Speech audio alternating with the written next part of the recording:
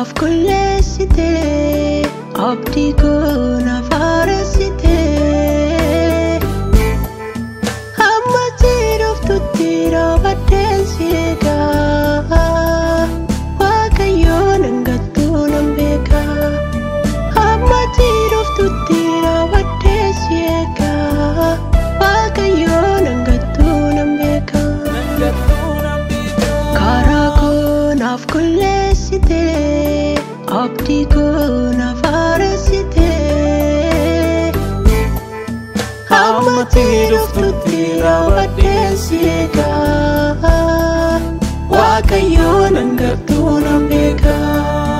hamma dhuftutti raawwadheen si eegaa Waaqayyoon hangattuu nan beeka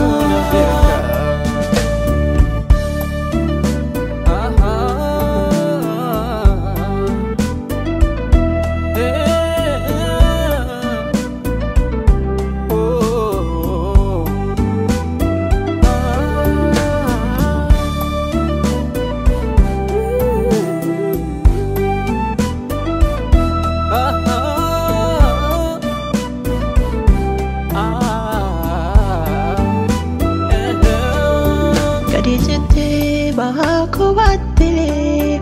koda chuppu kan ko ofike furatte enyure kanno milatu akka ket kanat mijatu barruar kasarati bote jalala duka kanna jallatu enyure kanna milatu akka ket kanat mijatu barruar kasarati bote jalala duka kanna jallatu barruar kasarati bote jalala kudasa kanna jallatu karaa koo naaf kulleessitee abdii koo naaf haaresitee hamma dhuftutti raawwadheen si eegaa Waaqayyoon hangattuu nan beeka hamma dhuftutti raawwadheen si eegaa Waaqayyoon hangattuu nan beeka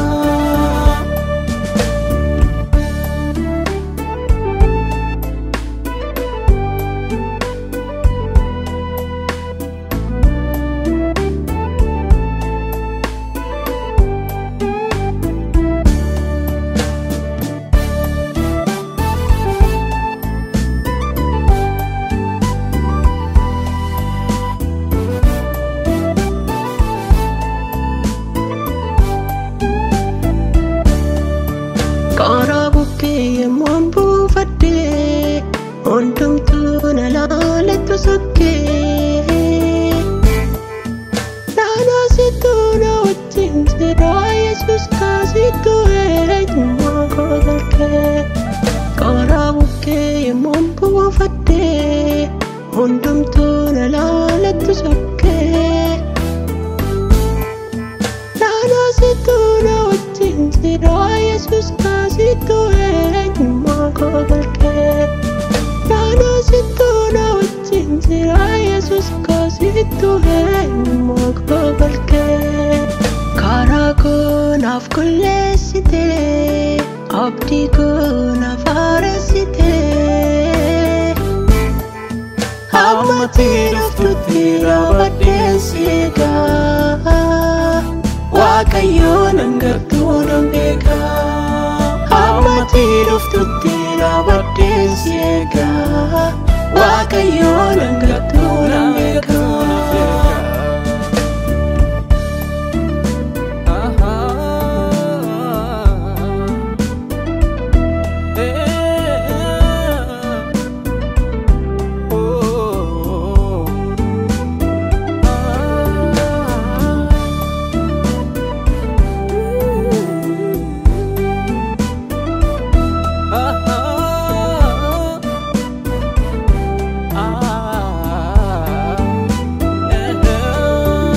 Afona kotu naaf lalisee isa kaleerra itti taalee barbaadame Yesuus tu na gargaare Ofoonaa kootu naaf lalisee Isa kaleerra itti caalee Taatamaatti isaan barbaadame Yesuus tu na gargaare Gaddeebituutti isaan barbaadame Yesuus tu na gargaare Karaa koo naaf qulleessite Abdii koo naaf haaressite Ammatti dhuftutti dhaabadheen si eegaa Waaqayyoon hangartuu nan beeka Ammatti dhuftutti dhaabadheen si eegaa Waaqayyoon hangartuu nan beeka Ammatti